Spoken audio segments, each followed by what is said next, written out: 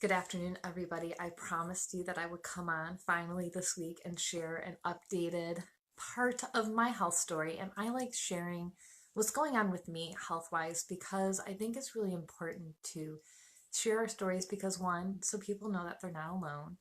Two, that you know that what's going on with you is okay, that there's answers, that there's hope, that there's someone out there that can help you.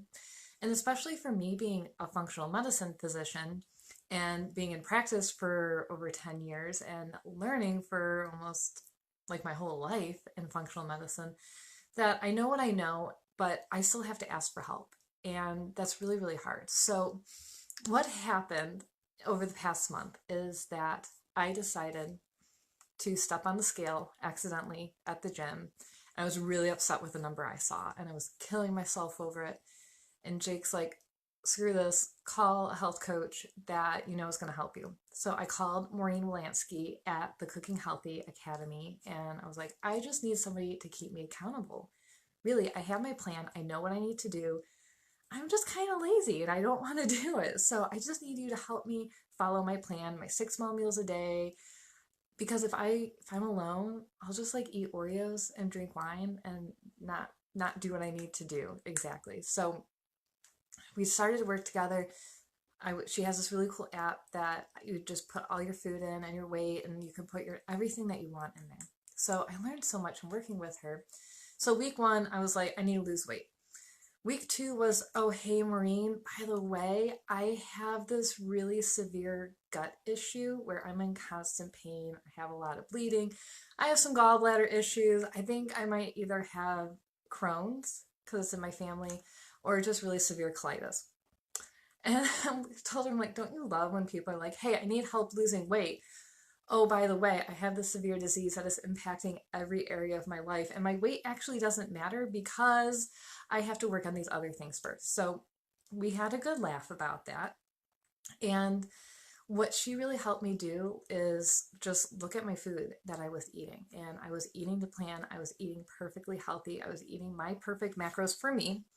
And I won't share what those are because it's different for everyone. And I was still really sick. And then we were talking, and she's like, okay, do you think your anxiety is affecting your gut health and causing the acid reflux? I'm like, maybe. Yeah, I know my anxiety gets really bad in the afternoon. Everything gets really upset. So I took it in my own hands and I was like, I'm going to cut out coffee. That was like the worst thing ever because I found out that coffee makes me really sick and causes severe acid reflux, gut pain, burning pain, my flares up my gallbladder. It gives me, I was so upset. And I've tried every single kind of coffee to see if that would help cut it out, but it didn't. So knowing that coffee is a trigger for certain types of autoimmune conditions, I cut that out. I had to cut out green tea.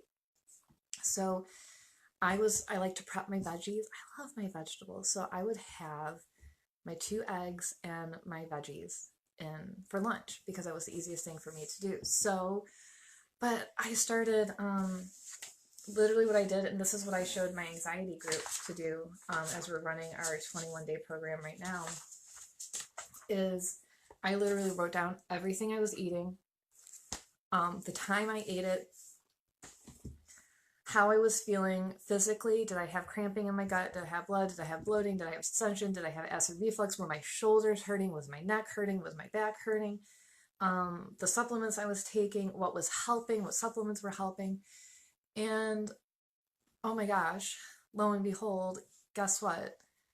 Vegetables like roughage vegetables, salads, the things that I was eating with my eggs, like cauliflower, Brussels sprouts, and not, yeah, Brussels sprouts and sweet potatoes, those all destroy your gut if you have Crohn's and colitis. So I had to completely cut out my vegetables and those specific type of vegetables. And so it's like, okay, well now I'm 50% better. Now what? And so I kept writing this list and saying, all right, well now what? And then I had to cut out eggs. And the day I cut out eggs, I had no pain in the afternoon.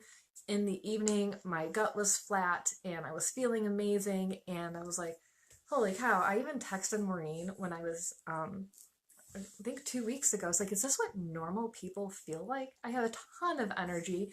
My clothes are fitting amazing. My stomach is nice and flat. I don't have pain.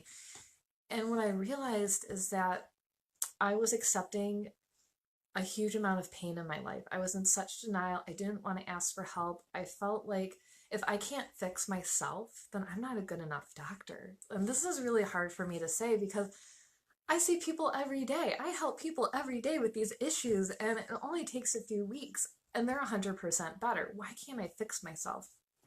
And so that was a big part of me being able to ask for help. And I was literally driving to the grocery store.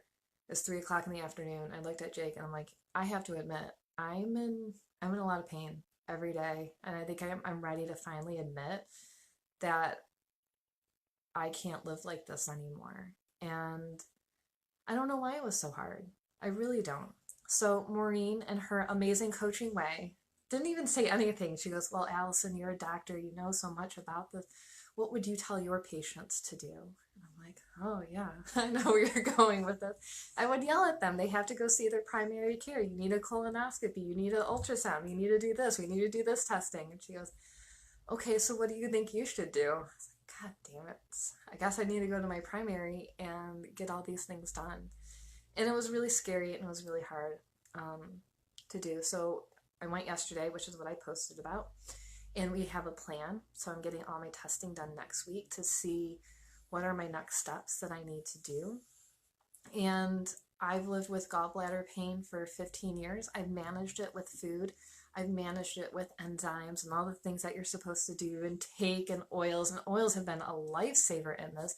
And I think that's why I didn't go get more help, because if I was at a 10 out of 10 5 years ago, my pain level, like excruciating pain, and then I was able to use a certain oil protocol, take Terrazyme, take the PB Assist, and it cut it down to a 5. Well, five's a lot better than a 10, right? I can survive at a 5, which a 5 is not acceptable though. And if you came to me and you said, Allison, I'm doing, which most people do, oh, no big deal. I don't have a lot of pain. No, this doesn't hurt.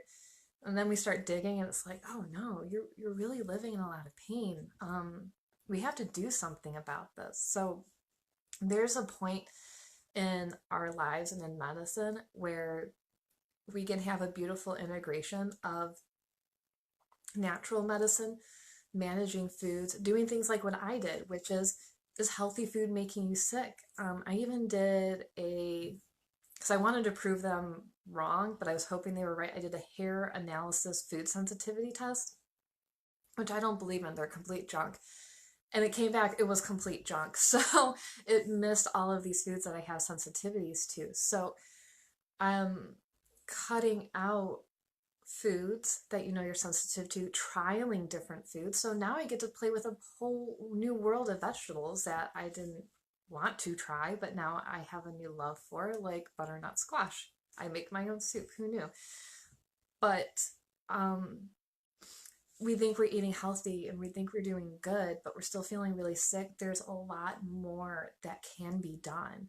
So I guess the moral of the story is, number one, don't be afraid to ask for help, because there's people like me and there's people like really good primaries and honestly nurse practitioners who will sit down with you and listen to you. And when you say, I'm scared, they'll say, I understand. They'll say, well, let's do step 1 and 2 first, and then we'll make a plan from there. Let's go see what this looks like. And that's what we're doing. And I'm really, really grateful for people like that who are willing to take a step back and look at the big picture, ask the questions. That's what I get to do for my people. And now I feel like it's almost like my turn to be taken care of. And I think another part of this too is I get a lot of phone calls saying, Allison, should I go to the hospital? Allison, should I take my kid to the doctor? I think they have this infection. I'm like, yes. There's no shame in going to the doctor. There's no shame in using antibiotics if you need them. There's no shame in taking medication if you need it for anything. When it's needed, that's fine. There's no big deal. Like, someone even asked me if they should go get their women's wellness exam done. I'm like, yeah, you should go take care of your body. Just because I only believe in natural medicine and I'm an oil junkie and I'm a functional medicine physician and I treat so many things and I get so many amazing results with food and supplements and good care and self-care and exercise. That doesn't mean that that's the only answer. And that doesn't mean that you shouldn't go get more help and go get your ultrasounds and go get your blood work done and go get your body taken care of. And I think, and I know I need my gallbladder out, but my whole life, my whole functional medicine training, my whole nutritional training since, God, 2001 has said, you never need your gallbladder out. You just need to do this cleanse. You just need to do your, what is it, apple juice and lemonade and your olive oil and try, try it. And I'll tell you, I've done it all. And I've been very like ashamed, like, no, I should be able to fix this. No, I should be able to do this cleanse and save my gallbladder that literally I have a hot pack on every night. Why don't I just go get it taken care of and see if that's even the issue? Maybe there's something else going on. And then the last thing I want to say along this, because now I'm getting amped up, getting really like passionate, I get really fired up because I was told, and people tell me, and other people that I went to for treatment, oh, it's just anxiety, Allison. Oh, Allison, you're just too stressed out. Oh, you just have this energetic thing going on. And I believe in that. I absolutely do. But I think if one more person tells me that my physical issues are anxiety, I'm going to punch them in the face because it's clearly not true. And I think when we write people off and say that their physical pain is all emotional, then we're completely ignoring that they're still human, they're alive on this planet on Earth with cells and DNA and taking food in and getting food out. And just saying emotions are the root cause of everything is a fucking lie. It is. And you don't have to take it, and you don't have to be told that it's all in your head, and you don't have to fucking accept that you don't deserve help because you have emotions. That is a fucking lie. And we can have emotions trapped, absolutely, but for the love of God, go get some help. And don't do what I did and sit with gallbladder pain for 15 years. And don't do what I did for 3 years and sit with gut pain. And yeah, I did collagen and glutamine and every single oil and turmeric. And like I said, I got my pain from a 10 down to a 5. Awesome. Like, that's amazing. Cut my pain right in half. But you know what? There were so many missing pieces, and everyone I even talked to said, oh, no, no, no, I muscle tested you. It's not food. You don't have any food sensitivities. Oh, except for broccoli, salad, cauliflower, Brussels sprouts, eggs, soda, coffee, green tea, red meat, pork. You see the list? It keeps on going. And as I keep, again, write it down, as I keep this list going, I'm finding out what my body's responding to. And I think within 6 months, 8 months, depending on what happens next week, I'll be able to eat these foods again. I'm going to be able to heal my gut. But for right now, I just need some time off. I need to let my body heal. And sometimes we just need to do that and give it the strength that it needs and support yourself. So, I don't know what you got out of this. I hope a little bit of something. Sharing about my gut health, my gallbladder. In November, it was my blood, my iron, my hemochromatosis, my false obsession with adrenal fatigue that wasn't real. And like I said, don't be afraid to ask for help. Don't be afraid to blend natural and traditional medicine. I guess when I say traditional, I think like herbs, but that's actually medication and surgery. But we can blend it all and get you the best care that you need, and find the doctors that are willing to do that for you and support you and give you those answers. And that's it. So I'm going to keep sharing my story, sharing what I know, sharing the different diets and diet types that we can do, because what is great for Crohn's colitis is the specific carbohydrate diet. And that's essentially what I just said. Or the low FODMAPs diet is really great for colitis because we're cutting out those certain specific types of sugars that inflame the gut and that roughage that inflames the gut. So it really sucks for a salad lover like me to have to cut it out. So I have a lot of options for you if you're on that boat. So just shoot me a message, let me know what's going on, and maybe we can find you a plan that works for you. Good news on a Friday. All right, guys, hit me with any questions. And I am actually going to put Maureen's information down below because she is a rock star. And if you're looking for a health coach to help you lose weight, help you figure out what foods to eat, I send many of my clients to her because she is phenomenal. And we work very closely together to figure out what's actually going on with someone's health. And she was the first one to point out to me that I always get hiccups when I start talking about, I'm sorry. She goes, Allison, because I tracked my weight for the past month.